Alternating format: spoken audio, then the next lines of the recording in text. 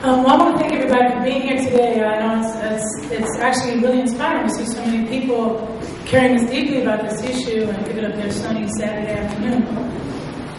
We decided to call this event Silencing the Witnesses because we felt that we needed to really put out an urgent call to folks about what the current situation is around the right to observe. That what we find ourselves dealing with is not just rageaholic, violent individual cops, but what we're dealing with is a government-sponsored, systematic suppression of the ability of the public to document police misconduct and to make it known and to educate the public about what's happening.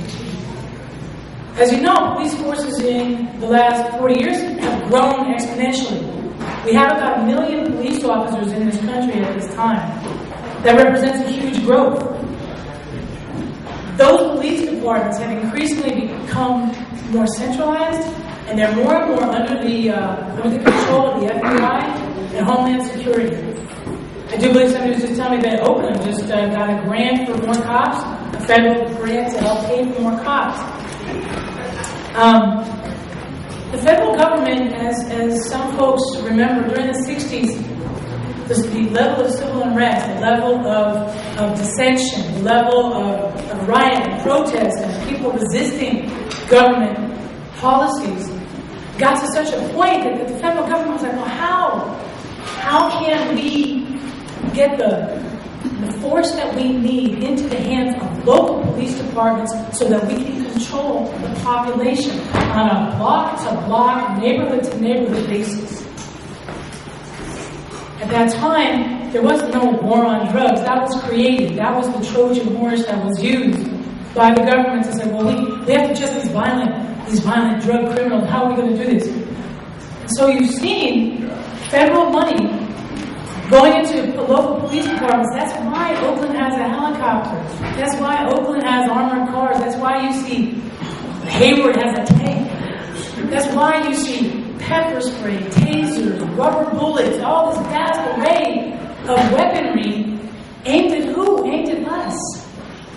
That came from the federal government. And with this increased capacity for violence, it's no wonder that the police response to recent protests has been way more violent than anything I'm used to in my lifetime.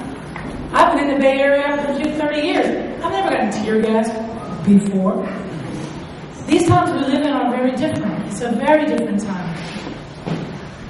For acts of civil disobedience that used to be considered part of a UC Berkeley student's basic education, now they're being treated with mass gassing. After the brutal beatings of the students and faculty members on the UC Berkeley campus on November 9th, UC Police Chief Mitch Celaya was told, well, we believe that your officers acted excessively, that why so much beatings? He said, well, I'll take a look at the videos, and if I think it was too violent, maybe we'll just have to use more gas. I mean, it's funny and it's terrifying. And if you look at the pictures of the protesters in Egypt and the gas, what is in those canisters? When they ratcheted it up, they talk about pepper spray as a condiment. Copwatch in 1995 called for a ban on police use of pepper spray because we knew where this was heading. The first uses of pepper spray wasn't against some deranged person having a psychotic episode. They were used against students. At Occupy movements around the country, police are making it known that they're authorized by their handlers to use even greater levels of force. And activists are struggling to keep that movement focused on the economic disparity issues because it's being eclipsed nationally by the issues around police violence. And perhaps that is why they're using that violence, to derail it, to make it about the police. Globally, as we see the situation for capitalism is falling, it's failing. And the kicks of this dying horse are potentially quite lethal. You can ask the protesters in Greece or Italy, Egypt or Syria. As this financial system implodes, the system is going to require ever greater levels of violence to hold this house of cards together. And we need to be aware of that and understand where we are politically in time.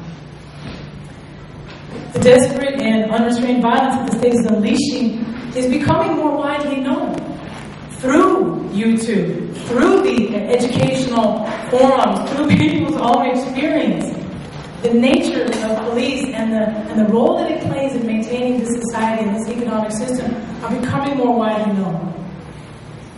Just as the videotaped murder of Officer Grant exposed to a worldwide audience the raw and atrocious levels of brutality that is so casually visited upon people of color in the United States, so too has the recent repression and protest helped to demonstrate the degree to which our government survives on the use of just brute force.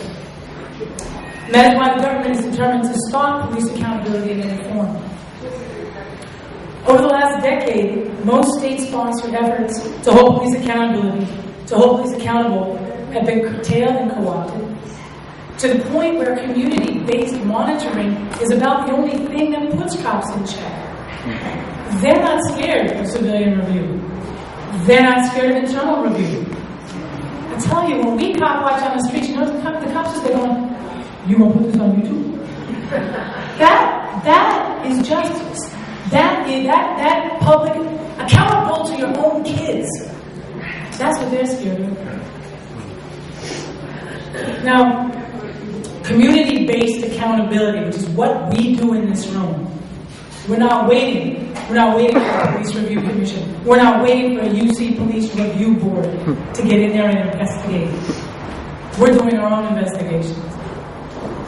Now, it was the Panthers who were known for their efforts to not only document police abuse, but to actively defend their neighborhoods against police misconduct, police violence. At that time, they had the right to carry guns as they patrolled the streets. When we started cop watching in 1990, although it was not legal to have guns as we patrolled, we relied with some confidence in the legal protections that were embedded in the First Amendment. Of the 5 rights included in the First Amendment, 4 of those we thought covered what we did. The right to free assembly. There we are. We were on the sidewalk.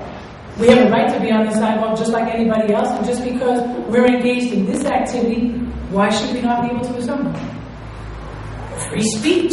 Our form of protest, sometimes people vigil, sometimes people march, sometimes people just stand and watch. That's a form of protest. We thought we were covered. We thought, well, we're gathering information so that we can educate the public, so that we can write up our findings and publish a Copwatch report and blog and so forth. Surely free speech protections would cover us.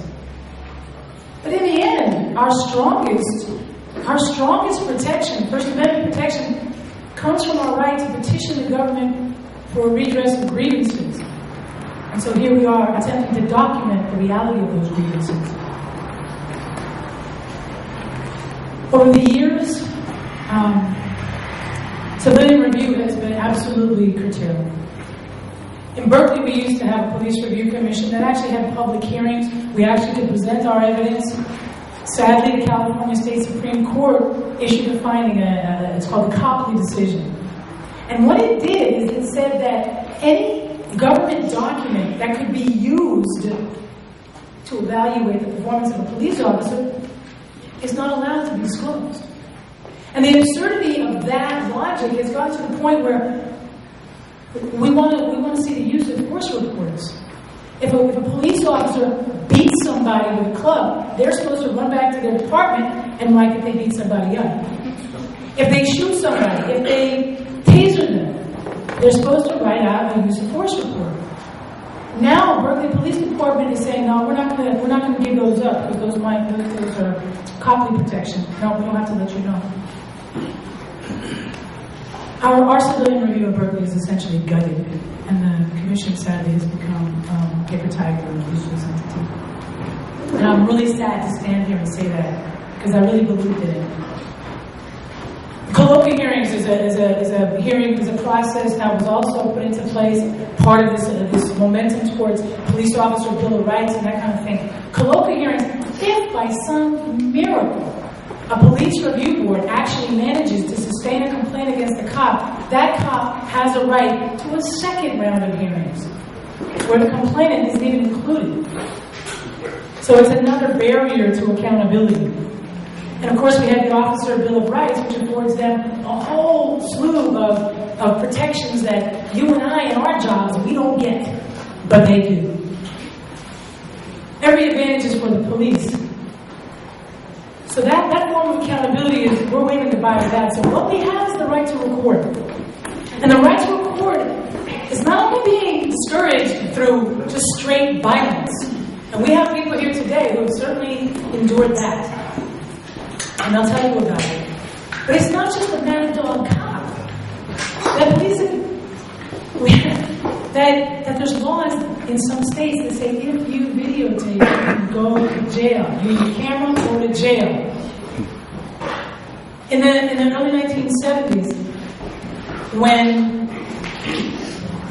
the FBI was accused of illegal wiretapping, eavesdropping, Herbert Hoover kind of, excesses of governmental power, Church Committee and others wanted to put the FBI in check a little bit.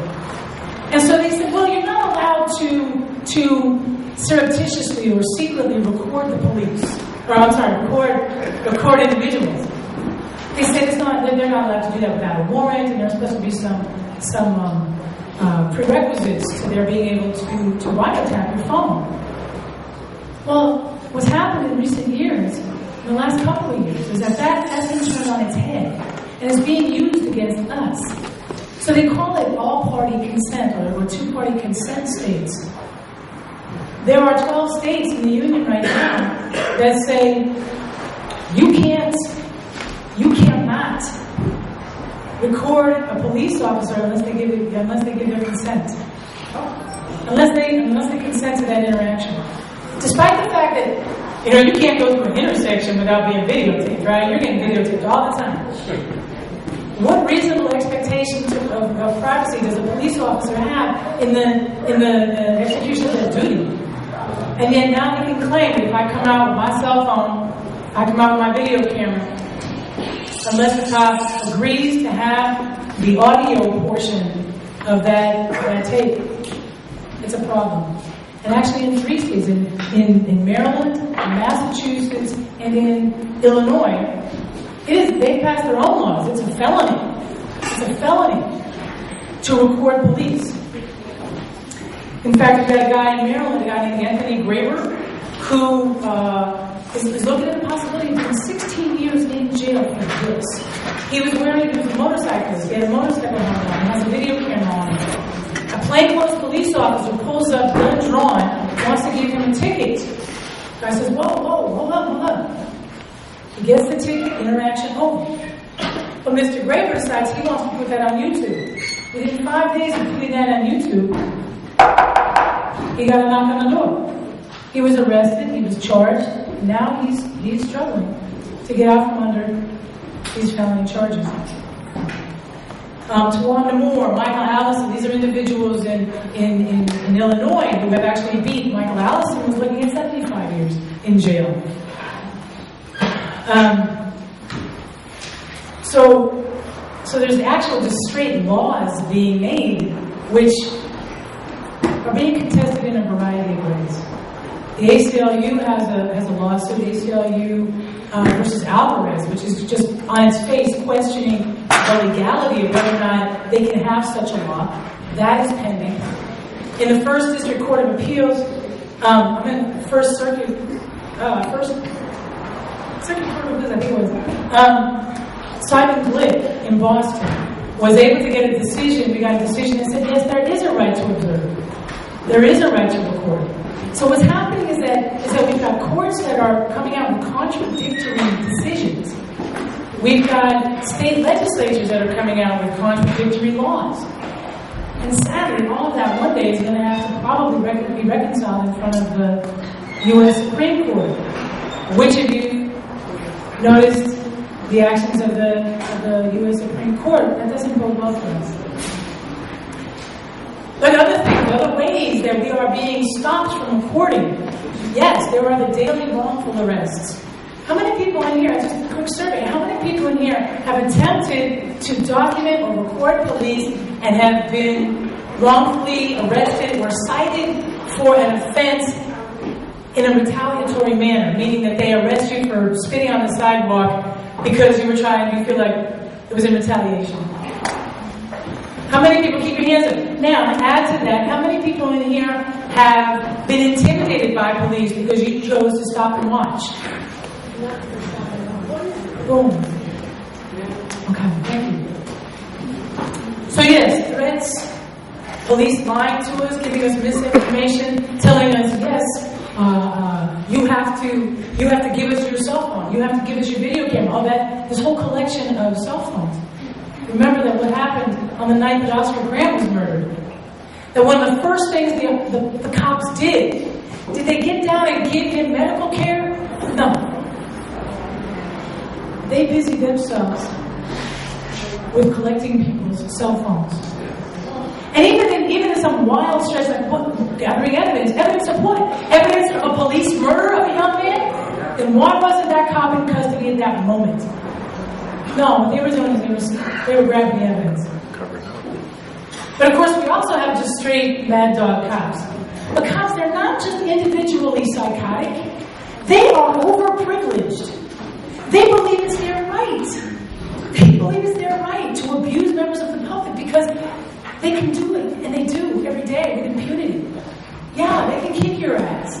Yeah, they can put false charges on you, and good luck. Why don't you go post a bond, post bail, lose your money? They don't care. And there's no penalty, and nothing discourages them from misusing the justice system to discourage us from holding them accountable. And of course, we just have straight physical assaults. And one of those, we'll see later on, an example from Miami, where a man, and the video is incredible, where he's facing down a gun. It's cop, gun versus citizen camera. And it's pretty chilling. But there's also a chilling effect. You know, we sit here in a country that this week our Congress just decided that indefinite detention is a possibility for us. That's a possibility. And whether or not Obama vetoes it, I believe I'm not waiting on him. But if we take the temperature of this country, we understand that's the Congress. And they have declared war on us. And as I say this because last summer it came to my attention that the Missouri state government, in conjunction with their Homeland Security operatives, published a report. And they basically said, Copwatch was included in a Missouri state report on groups considered to be, quote, a significant domestic terrorist threat. Even though the report also states that Copwatchers are nonviolent. Must be the cameras. Yeah. Terrorizing the police. Yeah, they're afraid of us. And actually, you know what? They are afraid of us. They are afraid. They are afraid of us. They're afraid of all of us in here. That's why they're doing it. So, in America today, there's the sound. It's the sound of a curtain dropping. It's the sound of a door closing. They're trying to stop us. But I tell you this, there also are victories, and we have to count those victories, and we have to run with those victories.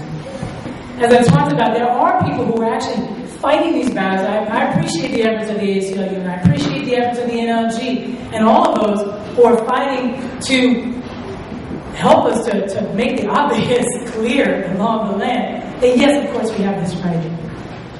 But it's also, there's an interesting effort in Connecticut, in the Connecticut legislature. There's a law student named Marius Ramin who put a piece of legislation in front of the Connecticut legislature that states very simply, if you are not interfering with a police officer has no right to interfere with you.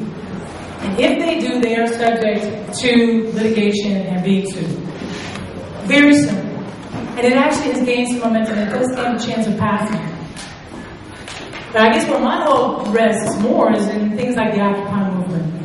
That's raising consciousness about how the police serve the interests of the 1%, and what the police role in the process of social change is, and how it's being resisted.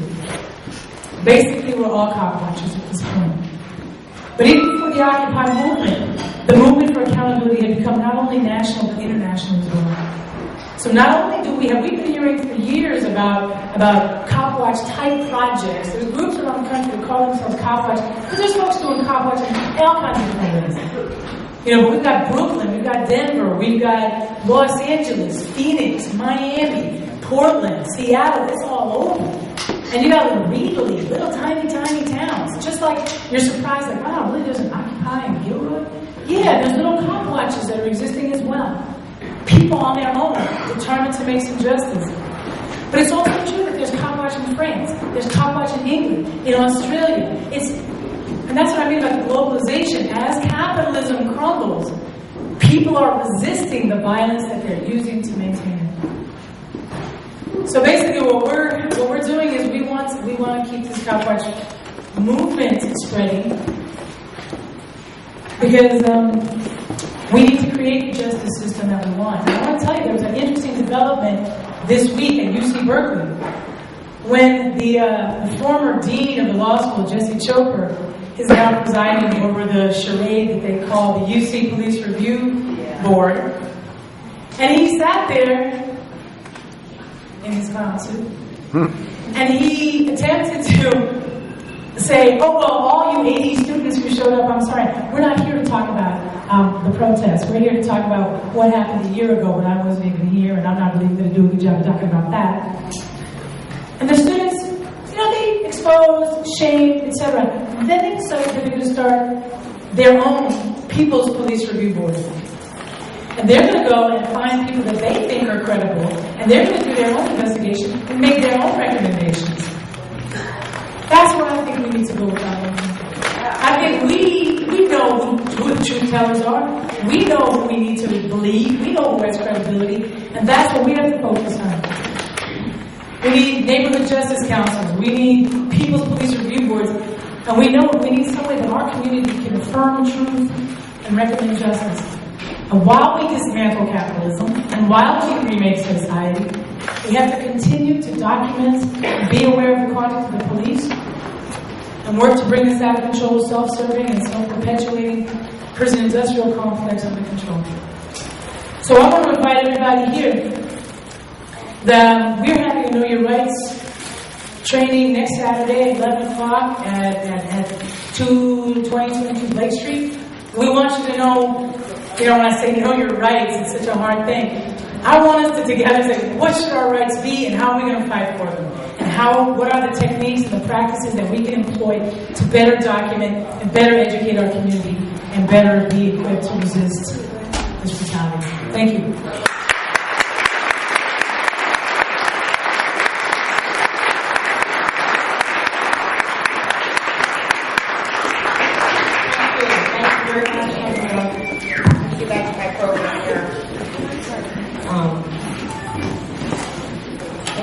We have, I believe, Tim is going to give us a presentation, and it's a PowerPoint presentation on the federalization of the police and mutual aid, less lethal weapons proliferation, and some of the issues around the Oakland Occupy repression that was coming down recently. Thank you, Tim.